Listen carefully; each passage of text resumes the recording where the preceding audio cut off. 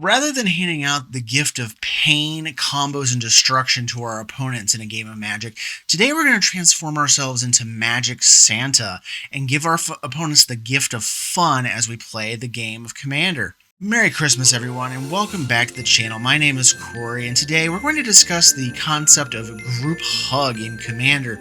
Now, oftentimes it's not a good idea to give our opponents things in a game of Commander, especially if you want to win. But the group hug player is not really in it to win it. They're more in it to give players other things and see what happens. This kind of tickles the fancy of the Chaos player as well, because you can kind of work in some Chaos elements, which you're going to see in my deck listing today. So with that said, let's get into what we can do here with Group Hug. First off, we need to have a commander, so let's take a look. The best commander that we can actually use is already handed to us by Wizards a few years ago, and let's take a look at it right now. This is Kenios and Tiro of Miletus for red, green, white, and blue. You get a 2/8 human soldier that says at the beginning of your end step, draw a card. Each player may put a land from their hand onto the battlefield, then each opponent who didn't draws a card. So not only do you get a card, but your opponents get to go up a land or draw a card during your end step to advance their own game plan. Sounds like the perfect way to celebrate the season of giving. Now, we need to decide what kind of gifts we're going to be giving out. Among some of my favorite permanents in the game are things that allow other people to draw cards, including myself, but once everybody gets to participate, it's a lot more fun, so let's take a look. Personal favorites of mine include Hive Mind, Font of Mythos, Dictate of Crufix, Kami of the Crescent Moon, and Folio of Fancies. These permanents are all about gifting cards to our opponents, no strings attached. Players can get the cards at the beginning of their draw step and do their thing with whatever they get, but we can actually amp this up even further by copying the permanents as well. Let's take a look at things like Mirror Maid, Copy Enchantment, Sculpting Steel, and Spark Double. We can clone our draw permanents as well to really speed things along. We also have some non-traditional clones available in such a card as Fractured Identity. Now this may sound insane, but let's exile one of our card draw permanents and then give a copy to each of our opponents, tripling, or more if you have more playing in a larger pod, the number of permanents on the board. So let's say you fracture a Font of Mythos. Now there's 3 of them in play instead of 1, and you're going to be pushing out 6 extra card draws per turn in a 4-player pod. If you want to be a little more of a Grinch, you can fracture a Forced Fruition. That's right, for every spell our opponents play, this thing grants 7 more cards with it on our side, but only on our side. But if you fracture it, you give a copy to each opponent so that each other opponent is going to be drawing 14 cards of spell with 4 players in the pod, and you're going to draw 21 if you cast into that from then on out. But perhaps we don't want recurring draws all the time. Let's take a look at Wheel Effects. A wheel is named after Wheel of Fortune, the card where everybody discards their hand and draws 7 cards, or some variant amount thereof.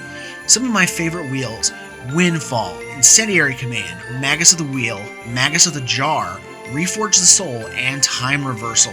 These are alternative wheel effects that aren't going to cost you a ton to pick up, and for this kind of strategy, they are still very effective for burst draws that will feed the board. Alternatively, you can also play X draw spells where we can dump mana into it, such as Minds Aglow, Prosperity, and Skyscribing. Prosperity and Skyscribing just need your mana to make everyone draw more cards, but Minds Aglow lets our opponents also contribute to the amount drawn. I will also recommend, if you already own them, the original Wheel of Fortune, Anvil of Bogarden, and Memory Jar. These are reserve list cards, and I cannot advise you to go out your way and buy them because they are so expensive, especially the original Wheel of Fortune. But if you have them, they're just great alternatives to the other ones I have mentioned in this list. With all these cards we're feeding to our opponents, we really don't need them discarding them away, so let's put Reliquary Tower in here to supplement the Folio of Fancies so they don't have to throw away their gifts so often. We have extra cards covered. Let's start messing around with lands and mana. Ghirapur Orrery and Rites of Flourishing simply allow each player to play extra lands each turn, as well as having an extra card trigger as well attached to them. And a synergy piece to add to these two is Horn of Greed. For every extra land that they're playing, they're also going to be drawing cards, giving them more fuel. On the flip side of the extra land plays, let's amp up the amount of mana those things are going to be producing with Mana Flare, Heartbreed of Spring, Dictate of Karametra, and Zertaw Ancient. All four of these cards do the same thing. Each player that taps a land for mana adds one additional mana of the type produced. We have fed them so many cards, it's only fair to actually give them the ability to play those cards, and that's what doubling at the mana output will do. There's also a cycle of cards from the older Commander pre-columns called the Temptation Cycle, so let's take a look at what these things are. For what this deck is trying to accomplish, gifting our opponents things, let's take a look at the spells. Tempt with Discovery. This thing allows them to go get a land from their deck at the cost of giving you extra lands. But that shouldn't be an issue, because if you're not harming them, why do they care if you get more lands? Tempt with Glory puts a +1/+1 counter on your stuff and allows them to do the same thing at the cost of allowing you to put more counters on your things. But we're running so creature light with this build, it shouldn't be very hard for them to let you have them. Tempt with Reflections allows copying a creature in your deck, but also allows your opponents to clone one of their things if they give you a clone of the same creature. Again, if you're not doing things to them, they shouldn't have an issue with this. Plus, you can play some politics here that can net you some of those copies if you really want to do that. We also have Tempt with Vengeance, puts X 1/1 red elementals in play on your side and allows them to do the same, but it also gives you more elementals. But we really don't want these things for attacking, but for blocking if anybody decides to finally come after us. If they decide that they want those elementals too, you'll just get an additional set of them per opponent that accepts the temptation. But then there's the ultimate temptation. We're feeding cards, let's give them a grip, and then let them play the whole thing out when we slam down Tempting Worm. For 1 and a green, you get a 5/5 worm that says each opponent may put any number of artifacts, enchantments, creatures, or lands from their hand onto the battlefield. You want to see a game end quick? This thing will do it. Barring all opponents being just pure spell slingers for some reason, you're just going to hit this and they're going to be slamming 7, 9, just big flomping drops that are just going to instantly end the game upon passing the turn. Another good way to give the gift of spells is Hive Mind. Every instant and sorcery cast, once this thing comes down, everyone gets a copy of it. That windfall you can just cast, there's 4 windfalls resolving one after another, the original plus a copy for everybody in the pod. Every single instant sorcery that's cast once this thing hits, everybody gets a copy. That windfall you just cast, there's 4 windfalls going off. That thing that creates a token, everybody's getting tokens. This thing is the ultimate in spreading holiday cheer at a table, so let's give everybody the gift of spells with Hive Mind.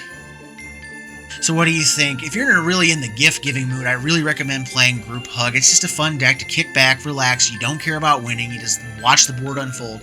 It kind of feeds a little bit of that chaotic theme that you might have wanted, because you're just like, okay, let's just keep adding another log to the fire, and as it goes along, you're just going to keep on building up, and eventually the game's going to explode.